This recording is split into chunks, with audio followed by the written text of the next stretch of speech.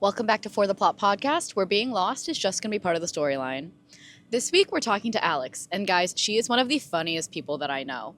From singing, dancing, acting, storytelling, and making her friends laugh all day long, I can't wait to share her story with you.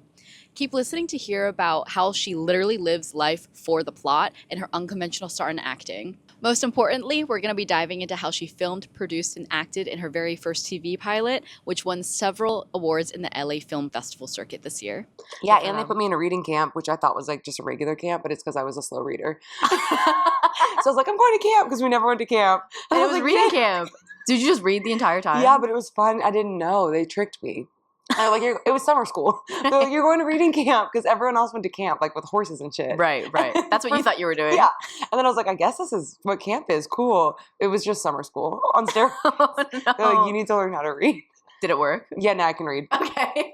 I don't, but I can. You don't, but you can. Yeah. And that's what matters, is that you have the option now. Yes. And I get myself in sticky situations like diaper campaigns because I don't read the fine print. That's where I go wrong. Is that how that happens? Yeah. I thought I was doing lingerie, like a sexy lingerie shoot. I walked on set and I was like, why is there 10,000 diapers? Like, who's got an issue? And they're like, you bitch, like, you're going to be wearing these. I was like, oh. That's so funny. Yeah, so I'm going to start reading at some point in my life. Well, ladies and gentlemen, this is Alex. Hello. That's all you need to know. That's hilarious. I'm really excited to have you on today. Yeah. Welcome to For the Plot. Thank you. And I'm really excited to dive into your background and some of the work that you've been putting out there recently. I'm so proud of you for. Thank you. Found out last night you've been getting like 8 or 9 awards for this TV pilot that you've been doing. Mm-hmm. And you kind of had like an unconventional start after college. So Yeah. I feel like it'll be cool for people to listen in and hear like how you got started in the things that you're currently working on. Thank you. Excited to be here and also echoing the proudness and like, I don't know, I think after our Ikigai session, like same thing, you know? Yeah. I think you're inspiring us in the group also, so. You're sweet. You're sweet. And with a full-time job. And with a full-time job, yes. Couldn't be me. Quite literally could not be me. It was you at one point. It was, yeah. It was you at true. one point. We'll get into that. Was acting like your first love? Yeah. Okay. I'd say just being on the camera. I don't know if I was innately born that way or if my parents like instilled that because it was like camera was on us. Yeah. 24/7, but I was like loving like home it. videos? Oh yeah, we have our whole. Oh, actually, you showed us some when I saw you last month. Yeah. It's all archived. They were so cute. We have every like living, waking moment. Yeah. Which You were the star of of the show. You were the main character in all the home videos. Can we back up a little bit and can you share a little bit about like where you grew up? Family, college, things like that. Grew up in Austin, and again, I was always like putting on plays, skits, performances, like any talent show. I was like putting Like me at in home? there, and at school, yeah. Like I think my recess looked like half activity, like jungle bar, like running around, and then half like, okay, we're doing a skit, everybody. So I feel like I was like an early director from a young age. Were you putting everyone in formation and like giving them lines? Yeah, I was like, okay, you're the mean girl, you're the nice girl, you're the smart girl. I was like going around being like, we're putting on a play, guys. That's so cute. For just us. So yeah, I feel like I've always been like drawn to the arts, to the, creativity and all that. When you were younger, was there a specific like role that you liked the most, like directing, writing, acting? I love producing? to be the kookiest character. So I was never the straight man. So like I love to be a hillbilly. I love to be... do a really good hillbilly accent. Thank you. It's all the Texas in me. It's because when I was young that like I had that accent. We moved from LA to Texas and I was like... And then you adopted it. You're like, this is going to be my brand now. No, my parents were like, you could not say anything without 4 syllables. I'd be like, the dope word. So I just had it in me. I know you went to college in Texas. You ended up going to college in Texas. And then afterwards you moved to New York. Yep. So what was the drive for you to move to New York? Was it because you wanted to go into acting? Maybe subconsciously, yeah. I think like SNL's here, like there's so much comedy and theater. So I knew like subconsciously I wanted to be in that in some way, whether I was watching it or performing. I wanted to be around that energy. So I think I just was like, I know I'm going to LA or New York. And I had gone to New York that New Year's Eve and it was just impulsive. I was like, this is where I want to live. Like, I'm just going to do it. And so I'd been flirting with the idea. And then like a week before I moved out, I was like, yeah, I'm going to New York. Hell yeah. And the impetus was one of my friends' boyfriends was like, she'll never move to New York. And I heard through the grapevine. I'll show them. Literally, I was like, should I do it? Should I not? And then as soon as I heard that, I said, booked. I'm going. I don't even know this guy. And I was like, I'll prove you wrong. I'll prove him wrong. But I was like, I'm going. That's so So funny. haters are my motivators. Haters are your motivators. That's one thing I know about you. Haters are your Haters motivators. are my motivators. Yeah. Okay, so you moved here and you started working a big girl job, right? Yeah. Okay. Yeah, so the first 3 months were hell because I was going through a breakup, crazy situation. I was like homeless, jobless, boyfriendless, friendless, like everything less you could be. Like crying in Times Square, and somebody gave me money. They thought I was like unhoused. Homeless? Yeah, Oh, no. but I did need the money, so I took it. Then I finally got my big girl job. It was at an e-com startup. They brought me on. I was so young. I was like so eager, hungry to learn. And I had a great boss. She was awesome, CEO, like the original girl boss. And then I worked with this awesome like head of product, and she taught me a lot. So they really like took me in and taught me a lot. That's but so I think, New York, it's like it gets dark at 4. Oh, yeah, in the wintertime, it's depressing. You're 21. Yeah. You want to go out. You want to have fun. I didn't know anyone. Wait, so you didn't have friends here that moved here after college? None. Oh, so you just moved here after a New Year's Eve party. You're like, I'm going to be here. I'm moving, yeah. I'm moving. Oh, that's so brave of you. No, that's so brave of you in the stupid. best way. Thank you. And it did build a lot of resilience because I'm telling you, like, I really had nothing, no one, no money, no job. No nothing.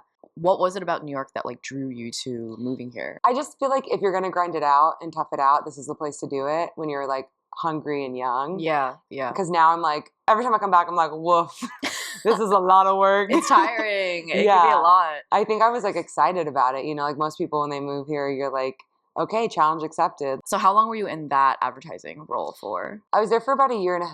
Okay. And then one day my boss comes back from a meeting and she goes, we didn't make it to Series B and everyone's fired and you're done. And I said, okay, bet. I was like kind of ready to quit. I was kind of over it. Yeah. So I'd been taking improv. At that point, I just started taking improv, like maybe... Shout out to Magnet. Shout out to Magnet. I fucking love... Magnet changed my life. So I think I was like, well, I love performing and I love improv.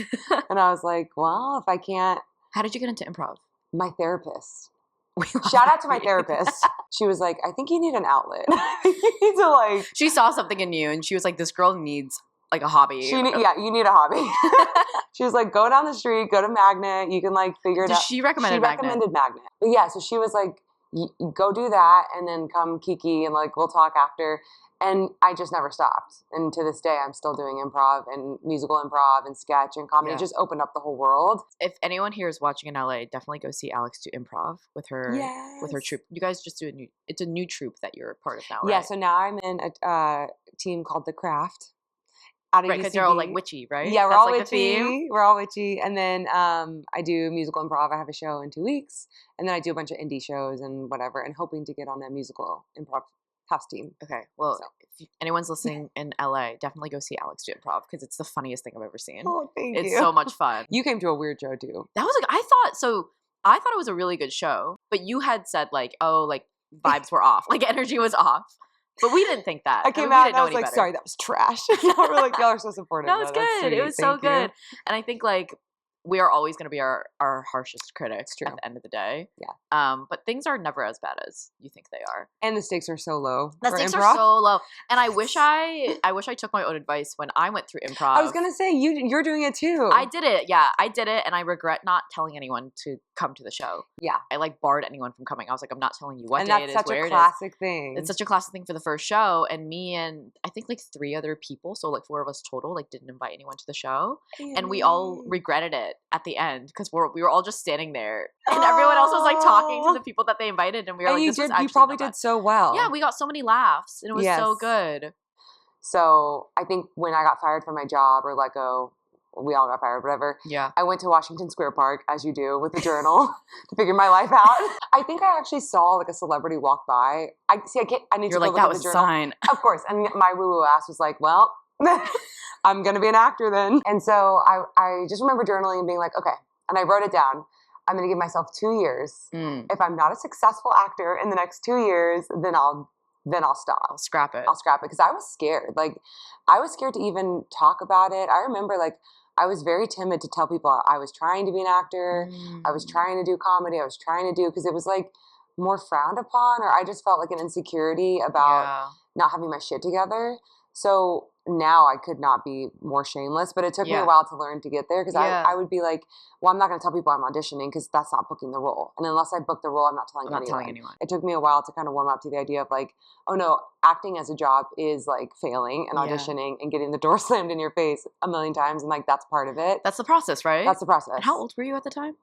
22 or 23. Really brave thing for anyone to do at any age, but especially at 22, 23, when you've just graduated college and you're surrounded by all your peers who are doing the traditional job thing, right? And you're out here doing something totally different, which I think is really commendable. But I can see how that also like is a breeding grounds for insecurity and like, what are other people going to think? And it's crazy because in New York, even though it is super theater, like I had no friends until I started doing it more, that I started making those friends. Even in improv, it was like people 9 to 5s just wanting to like goof around. Try something new. Whereas in LA, everyone's an actor. But here, it was like all my friends are rising in their careers or rising in their tech jobs or you know what I mean? And I was like, I'm trying to make people laugh for money. And it just it was kind of embarrassing. I remember feeling kind of shameful about it, honestly, which is like weird to think about now. But I think I also was insecure because I was joining it so late. Like most people have been acting. Like child acting. Or high school. I mean, technically you have on the playground. True. Just not professionally. True. Yeah, I had no credits. I had no agent. I didn't know what any of that meant. I had no representation. Like I didn't know anything. So I remember my first audition, they were like, can you slate? And I was like. What does that mean? Exactly. I was like, I don't know what I did. I was like, I think I just started the scene, but a slate is like, hi, I'm Alex. I'm from LA. It's like your intro. They just, I was live in person and I was like, I didn't know anything. Right. So how did you get started then once you realized this is what you wanted to do? I think I can be very obstinate and very stubborn, Taurus. So I think I wish that I could talk to my younger self and be like, go to a class, like go to a class besides improv. Because the great thing about improv, it teaches you like yes and open-mindedness, anything's possible, but there's not a lot of structure. And like, now I know the business side so much more of acting, but I wish I like dove deeper into that from the jump. I didn't take any classes. I didn't even like Google like I just was like, I'll just start auditioning. I'll sign up for these casting sites and like whatever. Just go for it. Go for it. But there's so much more to the career, even though it's like a goofy career that goes into like the networking and the business side. Yeah. So once I kind of was like, oh, I think after that audition where I was like, what the fuck is a slate? Yeah. And everyone else knew what was going on. I was like, I need to like figure this out. Like do some research. Yeah. So I started listening to podcasts. Audrey Helps Actors, not to plug another podcast, but specifically for actors that really helped. I started talking to my friends who did have connections or were doing more things, got on set, made friends on set, talked to them. So it just kind of grew. Started doing the networking thing. Exactly. Like building a community. And then eventually I took some classes and that really helped. And then... This is all in New York within the 2 years that you gave yourself? Yeah, I would say it turned into 4, turned into 6, turned into here we are. But yeah, I think I just fell more in love with like, it's so expansive, there's so many ways you can go. So I fell in love with learning about it because it's like what I'm passionate about. I love that you just dove headfirst into it. Yeah, yes, in hindsight, there's more research that could have been done, but the fact that you were still like, I'm just going to figure it out. I'm going to do it my way and figure it out just shows how passionate you were about it and how excited you were. You know what I mean? It's so actor of me to think that I knew it all and I could do it in 2 years and whatever. Yeah. But like, I really did have that delusion. And looking back, I'm like, that's hilarious. But also it fueled me, you know? Right. So. Okay, so question. New York City's expensive. Yes. So in the years that you are exploring, researching, networking, fueling this passion of acting, how did you afford to live here? I wish I could say a sugar daddy, but I did not have one. That's a really great question. The resilience kicked in full gear. You're a scrappy girl. I'm a scrappy girl. For people listening, like Alex is the scrappiest girl I know. She's the most hardworking girl I know. Hardworking in a lazy way. Hardworking in a way that works for me. Work smarter, not harder. Everyone. Yeah. I think it's funny because I was still traveling. I was still like out here. People were like, right, we met in Hawaii. Yeah. So like, people were like, are you like, what's happening? Are you like having a trust fund? What's going on? Right. Okay, I did a couple things. So I nannied, I did gig industry stuff, I catered, like all the actor, schmactor, survival jobs you could think of. I worked at a cafe for a day. I was a waiter for a week. Yeah, I got like the service industry and me did not, we butted heads. I could see you not being like buddy with the service industry. I love customer service, honestly. Like I like that. It was more so the schedule. I was like, you want me to come in every day? I was like, at like 6 a.m. I was like, no.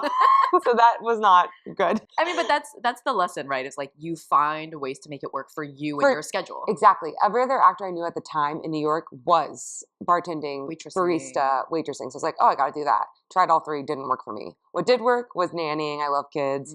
Was hosting trivia. I hosted karaoke. I did like fun side gigs that made me enough. But I mean, I was surviving for a little bit. But you were also doing things that you enjoyed too. Yeah. You know, like I feel like if you were baristaing or waitressing, like you would just dread your day and then you probably wouldn't have energy to pour into your passion. You are someone who is blazing the trail for herself. Like you're not following in anyone else's footsteps. And I think that's something that's so admirable about what you've done. I will say everything I do is for the plot. For the plot. No, everything you do is for the plot. It really is. Like I said, I wish we had more time to talk about all of the crazy stories that you've been through. We're barely going to scratch the surface today. Yeah. Okay, so pivoting, you're in New York. When did you move? When was the moment you decided that you were going to move to LA? In 2020, I was like, in the next year or two, I'll move to LA. And then COVID happened. So it is kind of funny. Like I started this career and then right kind of out of the gate, we had COVID, we had the strikes. Yeah. So it was like back to back. Like I feel like 3 years of my like career have been kind of like everyone who's doing arts and acting and all that has been affected. But yeah, so I moved back home for a year, saved up. I moved out to LA right after. So when you moved to LA, was the motivation to find more gigs and grow your network? Like what did that look like for you? The impetus was really like, I'm going to do this for real. Right. I'm not going to be embarrassed to say it anymore, to post about it, to talk about it. Yeah, you shouldn't be. Yeah, and it took me a long time to get there, but I was like, if I'm going to do it, I'm going to do it, and let's do it. What were some of the first gigs that you booked when you were in LA? I remember the first thing I booked, like the first week I got there was just not even count. A mime. I booked a mime gig where I had to put on like a full white face and like go and like be a mime for this like random indie commercial thing. Like it wasn't even a real commercial. What were they advertising? Couldn't tell you. But I remember I was like so excited. I was like, I got something. And I was like, oh, actually, the first thing I booked, this is hilarious. I'm driving to LA with my brother. We did like a road trip out there. Yeah. I get a call. I booked a Fritos commercial. Cool. Exciting, huge, in New York. So I land in LA. I go, God. I land in LA, and that week I fly to New York to shoot this fucking commercial I just left. I'm like, really? This is how this is going to work? That's so funny. But that commercial was a lie because I had to pretend like me and my mom used to cook growing up because it was a Real People's casting. What is a Real People's casting? So the industry loves to do this thing now where all commercials are real people. People who they want a real story from. Okay. So this was like for Fritos, they wanted people who bake with Fritos. They put out a big casting call, and so they were like, we want people who like use Fritos in a different way and not Frito pie. And I was like, oh, actually, me and my mom bake Frito brownies. And they were like, yeah, tell us about that. So that's where improv comes in handy because I'm like live on Zoom with them, and I'm like, yeah, so ever since I was little, me and my mom. Oh, you really sold it. Oh, I really sold it. And that's what the commercial is. And then once it got posted, everyone was like, bitch, you or your mom don't cook. Like, we know you and your mom do not bake. But the commercial did make it. It did make it, yeah. Sorry, Fritos, I lied. I'm going to put the commercial at the end of this video so everyone can watch it. Sorry about the fib. We do it now, for real. Yeah. That's hilarious. So anyway, so that was the first thing I booked, and then I went back to LA, and then, got an agent and did the whole thing.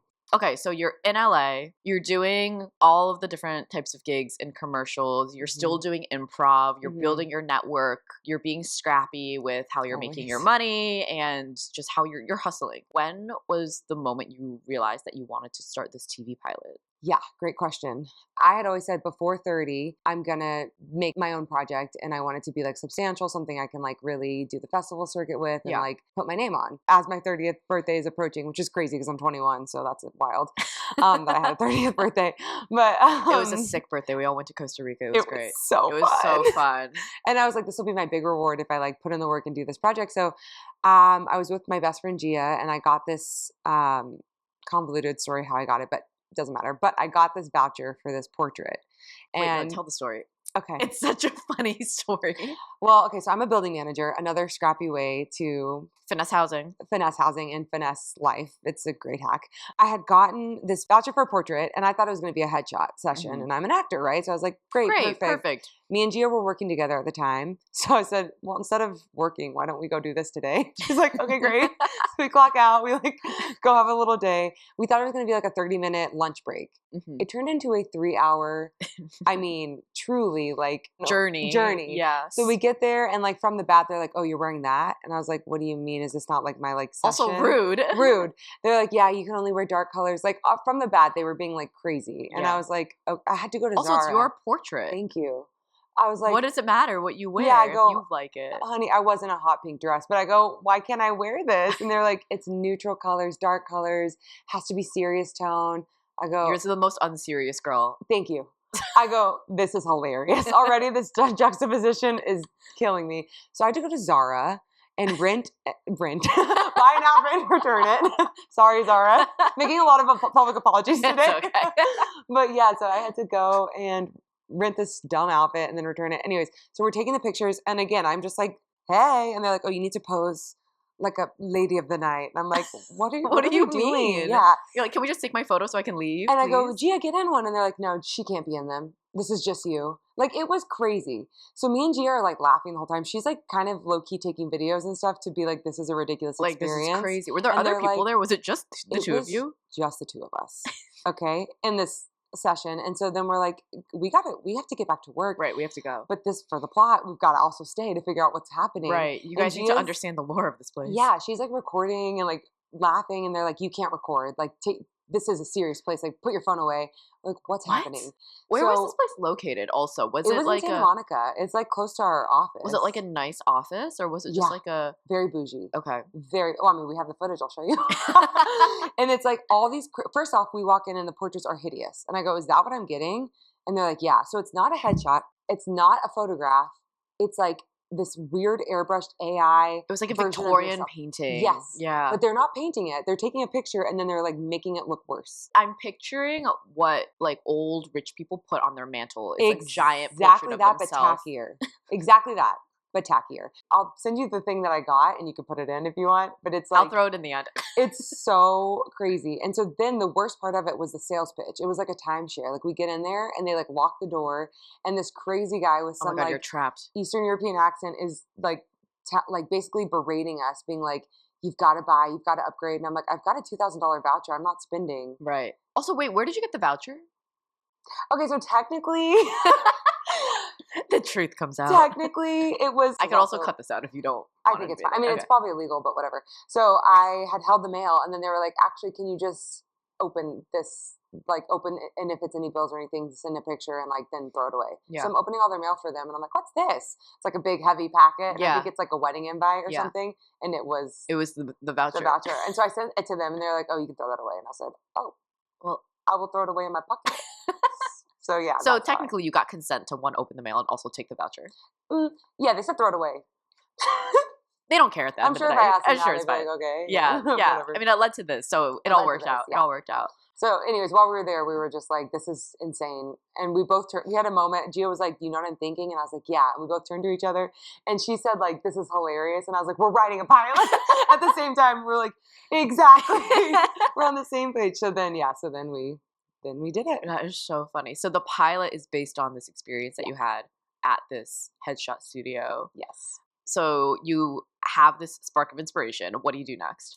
Yeah. So then I was like so fired up. I was like, I can see this so clearly. Like the vision hit immediately. I was like, because we just lived it. I was like, I know exactly how I want this to look, feel, be. Yeah. You have a plethora of knowledge after all of your years of just doing all these gigs and like networking and all the things. So everything kind of culminated into this moment. It did culminate. It's exactly it. And I was like, wow, I finally have a network of people where it's like I've always known actors, but like I didn't know the crew. Like, and you hired all your friends too, which which is so fun. Yes. And hire is a overstatement. You recruited. I recruited.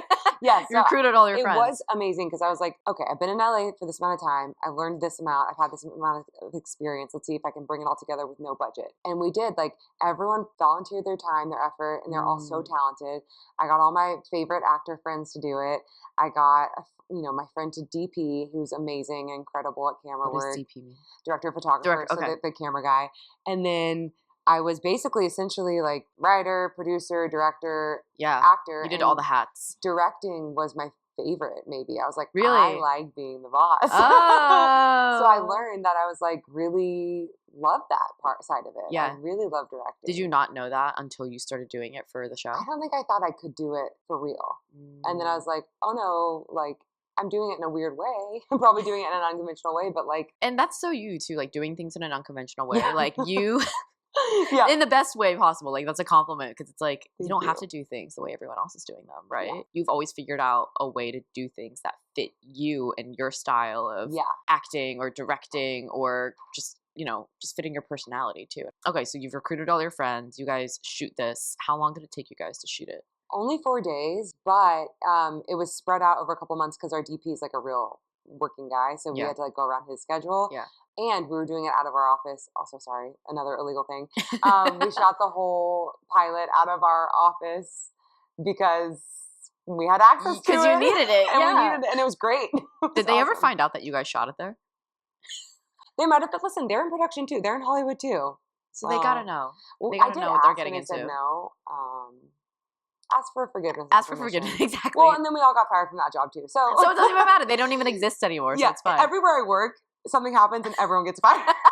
So were there any beliefs that you yourself had to let go of when you started doing this project? Yeah. Imposter syndrome is real across the board for anyone, right? I think I had to fight that. Can I pull this off? Can I do this? I think my biggest fear was like letting people down. All in all, like I don't want to ever be a burden or ask something of somebody that isn't going to be like beneficial for them if it's like their skill, their talent, whatever. So I think with the actors that I got on board, like they're all my real close personal friends, and I knew that they would want to do this no matter what, but it's like I was scared, what if it's a flop? What if we don't finish it? Every step I was like, I just don't want to waste people's time or let them down. But we all love you so much. I think it's hard for you to let us down because it's like, I mean, I don't want to speak for the people that you worked with because I don't know them, obviously. But if I were in their shoes, I would believe so much in your vision because you're so passionate about it. So I don't think that you could ever let the people down that you work with like that. Annie, that's so sweet. Thank you. Did you have any fears when you started directing, producing, writing the show? Like, did you have any skepticism or hesitation? What did that look like for you? It's funny the way it worked. Like the first day was really rough. Of shooting? Yeah. We knew that was going to be the case. So it was just my scenes and skeleton crew that day. And after doing that day, I was like, okay, I see exactly what needs to change, how we can set up the shot list. You're refining. Yeah. Which is the important part of the process, right? Like nothing is ever perfect the first time you do it. And knowing that going in and not having the standards so high. Exactly. Right. By day 3 or 4, I mean, we were doing more with less. And we were like running so fast and shooting so much. Yeah. Go. I mean, things are never going to work out exactly the way you want it to. But the more you do something and the more practice you have and the more experience you get, like you refine over time and you become more efficient. And I think that's part of the process, right? Like people shouldn't expect for things to go perfectly the first time. Yes. Or even the 10th time, really. Because like things are going to happen. Always, and especially in like the arts, especially in creative endeavors, things go wrong all the time. And that's another good thing I had to let go of was perfectionism, especially with art. And this is something my best friend Hannah, who you've met, has taught me. This is like the number one life lesson I've ever learned. Art isn't perfect. It's not to be perfect. It's not meant to be perfect. It's expression, period. Art is expression. That's it. Right. And if you judge expression, that's fine. But like, it's just. But then the problem is you, not the art.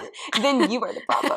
But yeah, I think once I really learned like art isn't perfect, there's no such thing. Art is just expressing and emoting. I'm like, oh.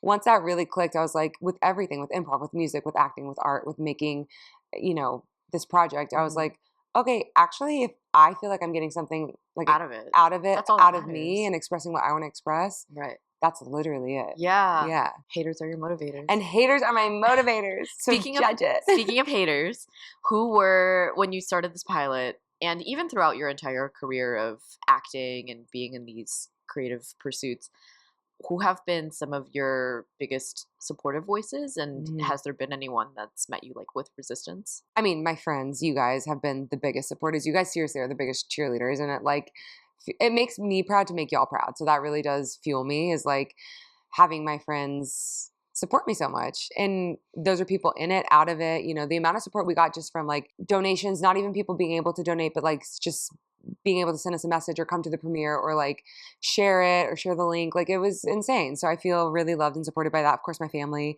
My parents are my biggest haters. No, my parents are my biggest supporters, which is like a blessing. Yeah. My brother was huge. My brother was a huge support. Like every time I text the group chat, he was like heart. Yes, you got it. Go, Alex. And he helped set up for the premiere, which was great. Like he was a really, really, really important part of it too. Yeah. So yeah, I just feel so lucky and blessed that like pretty much everyone in my life that I care about, dude, we're so excited for back. You. Like when we all watched the rough cut at the wedding last year, at Mustafa and Sana's wedding, like that was so cool. Like that was huge to have all of y'all. I mean, it was like 20 of us sitting in that was like a mini bedroom. premiere. Yeah, it was like 20 of us sitting in a bedroom, and like we're all watching like the rough cut, and it was so good. That was a rough cut, honey. But it was so cool because it was the first time we had ever seen your. It was the first time I shared like it. That. Yeah, I remember that morning because it was just so awesome to have all of us there and like witnessing what you created, and I think that was like really special. And thank y'all. I mean, seriously, like I remember that morning really well too because it was the first time. It was like kind of vulnerable. Like I want to share it with some of my best friends, and it was the first time I showed it to more than like 2 people in a room. So it was really great to get the feedback, and I just remember you guys laughed so much. There was a lot of laughter that morning. That's all I want to do. That's all I want to do from the beginning is just make people laugh. Like that's the number one thing I want to do with everything I do. Is that what drives you to do the thing that you do? Yeah, 100%. I just want to spread, it's so cliche, but I want to spread joy and laughter. How do you block out the haters? That's what I was going to say. Because you're really good at that. Yes. I've always been good at repressing. I don't know what's up with that, but like that's why I can watch scary movies. That's why I can have difficult conversations. Yeah. That's why haters can hate, because like there is just a part of my brain that's like, if it's not serving me, delete, which might need to get into that. No, I think that's good for you though. I feel like more people should do that because a lot of people will cling on to negativity, even if it's coming from someone peripheral, someone that they don't really know. But at the end of the day, it's like, if they're not in your circle anyways, who cares? Yeah. You know? And even if they are in your circle, it's like, do you want that person in your circle? You don't want them in your circle. Exactly. And I think it's like the older you get, the more life experience, you just learn to like naturally do that. Yeah. I think because I do so much in a day or like so much in a season, I just don't have time to like focus on it. I'm like, we're all like that, like constantly moving, doing stuff. So I think that helps, just a little bit of distraction. Yeah. But yeah, I think when I do have that, it either fuels me and I'm like, I'll prove you wrong, or I just forget about it and let it go. Were you always like this in your early 20s too, though? Like deleting the haters, like not like filtering out the comments, or is that something that you learned over time? Yeah, I think both. I think I've always been a little more resilient, which is nice. And like luckily been wired to be kind of like, I'm just going to push through and make it work. And like, I've always been able to do the things for myself, like work out, take a walk, drink water, like the dumb things, journal that people say, but they really work, you know? So I've been able to kind of hone what tools work for me and then do that. It's all through experience. It's all through going through stuff and like figuring out, oh, like this is how I regulate my own nervous system. The best regulation is laughter and friendship. So I think at my lowest, you'll find me at... That's so cute. It's so true though. It's really like, true. At my lowest, you will find me at the comedy club, at the improv store. That's a great tip. I should go see an improv show the next time I feel down. Because I feel like that would really help. More people should do that. Everyone should. Improv needs to be cool again. I think it's so cool. It's so Is it fun. not cool right now? I mean, it's always been kind of nerdy. People shit on it. But no, it's so much cool fun again. to watch. It's back. If you're listening to this and you're having a bad day, go to an improv show. They're really cheap in New York too. And you can, if you don't live in New York or LA or somewhere that does a lot of improv, live stream. Right. Go on YouTube. Let's talk about the film festival that you went to. Let's talk about that. So you guys submitted to how many film festivals once the cut was done? We submitted, I want to say, to like 40 maybe, 30 or 40. In it was LA? Like all over. All over. Yeah. Okay. Mostly in LA though. And were they specifically for TV shows, or how does that? I don't know anything about film festivals, by the way, so I don't know how that works. No, I barely knew anything too. I thought we were going to like get some money. I was like, oh, we'll get some money back. We've won a lot. They don't pay. You pay to play. Some of them pay, but like, so we basically, it's like college submissions. You know, you create an app and then you submit it out. And so we did that. And most of them, like film festivals, have different categories. So some of them have like TV pilot or webisode, which these can technically fall under. So we would win like best comedy short or best TV pilot or best new TV series, so we won the first festival we ever entered. That's so exciting. Yeah. You guys won a couple awards, you were telling me last night. Yeah, we won. I think this final count is 9. So we've won 9 awards, which is huge. That's huge. I'm so proud of you. Thank you. I am so proud of you. My other goal was like, do this by 30, but then also I wanted to always premiere at the Chinese Theater on the Hollywood Boulevard, and we just did that. So that was huge. That was a big bucket lister.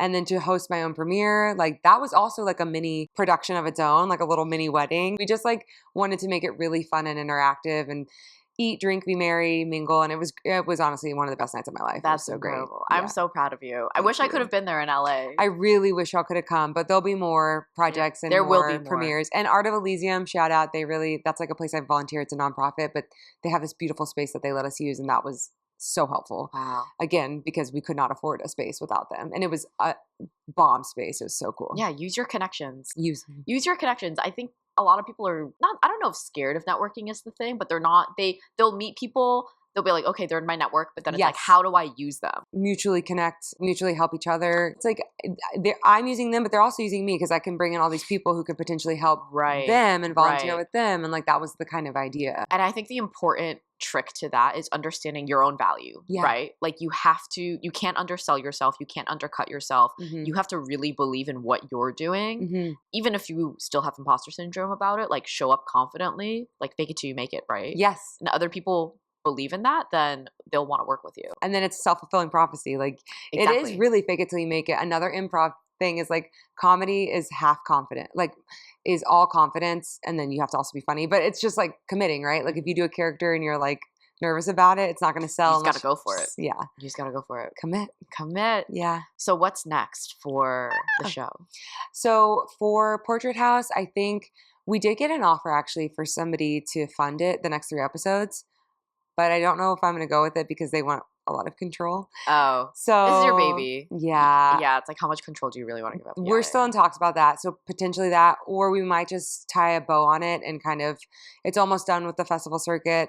And we might put it on Tubi, we might put it on YouTube. We're figuring out the kind of, if we wanted to do distribution or anything like that. Yeah. It's a proof of concept, right? So like we could potentially try to sell it.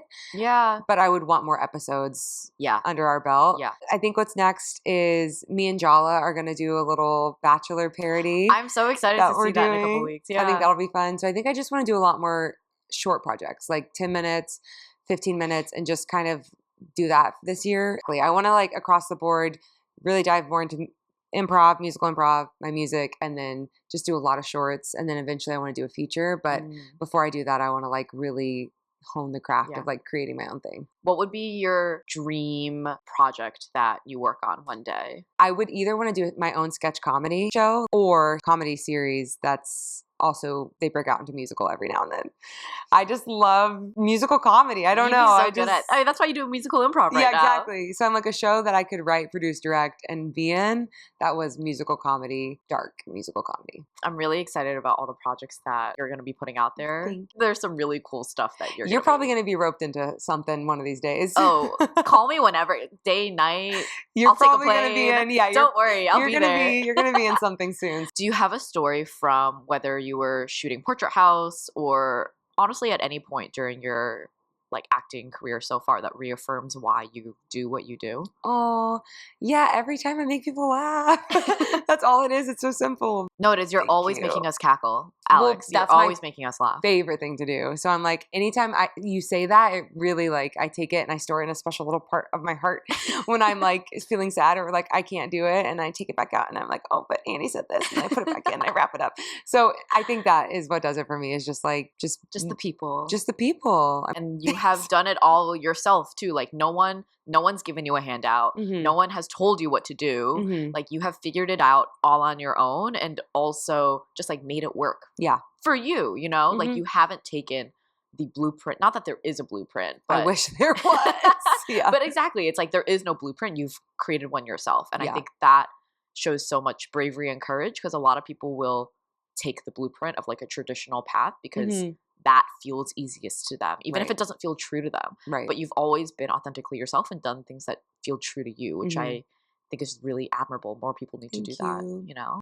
Well, and I just can't help it. I like wish I could fake it a little bit better, but even when I was doing traditional jobs, like, you know me, I'm always like, let's play mind meld. Let's do an improv game. Like, Alex is always forcing us to play improv games. Always forcing improv games. That's how I got into taking my first improv class, because we did it in Costa Rica and I had so much anxiety. Like, I remember Yannick and I were looking at each other like, what do we do? Like, which is crazy because you and Yannick are such personalities and you both are so funny and good and charismatic. Do you have any advice for people who might not be happy with the life that they're living, or feeling stuck, or just feeling unsure of what to do next? Because again, you've been someone who's blazed your own trail. Do you have any advice for people who might want to try to do the same thing? Yeah. For me and my brain, and hopefully this works for anyone who's feeling that way, when I have been at my lowest, my most isolated, I think the whole point of this, like the whole point of life and humanity, is connection. And it's so, again, it's a trope, but it's real. It's like, find your community. And that can be hard, especially if you're depressed, anxious. It's like so much energy to go out into the world, but everything good has only happened to me when I go out into the world. So I think it's like going to a yoga class, making one friend that day. It's going to a coffee shop, talking to the barista. It's like joining a run club if that's your thing. It's joining an improv community if that's your thing. Doing an acting class, like whatever it is. It's really, I've never felt like going to Hawaii and meeting all of y'all. Join a cult.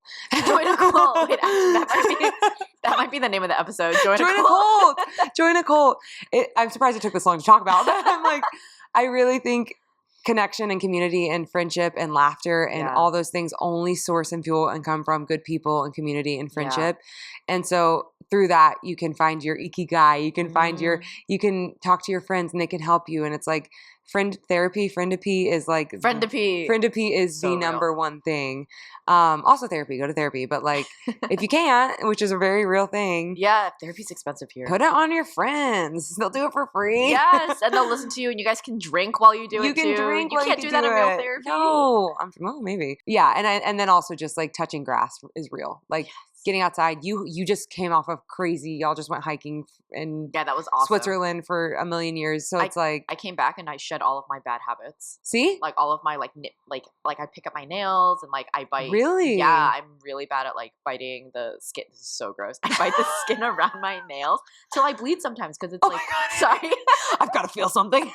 No, it's just like it's like a stress-induced tick, and I've had that since high school actually. Whoa. So I didn't realize until after I came back. This is such a tangent. I didn't realize until after we came back from hiking, backpacking, that I was like, okay, I'm gonna put in real work to like not do it. And I haven't done it since. Wait, that's insane. Yeah. That's amazing. Yeah. Round of applause. So yeah, go touch grass, everyone. And don't bite your nails. Yeah, go touch grass. Go, like, if your thing is a mountain, a beach, sand, go touch something. Go touch something. And then go talk to your friends. And then go talk to your friends. And go make friends. Go out into the world and talk to people. Exactly. It's so simple, but it's like, seriously, for me, that's the number one thing. It's the best medicine. Yeah. Yeah. You don't have to just go to a coffee shop and start talking to people. You could just join like a club. Or a church if you're into that. Like, honestly, I joined a church here in New York, and Trinity Grace Church was that place was baller for me. It was like cool, good people. And then like I met a lot of people there. So that's incredible. Now I probably wouldn't have that journey, but then it's if that's your vibe, then that's your vibe. You know, there's no shame in that. Okay, we're going to end on the rapid fire questions.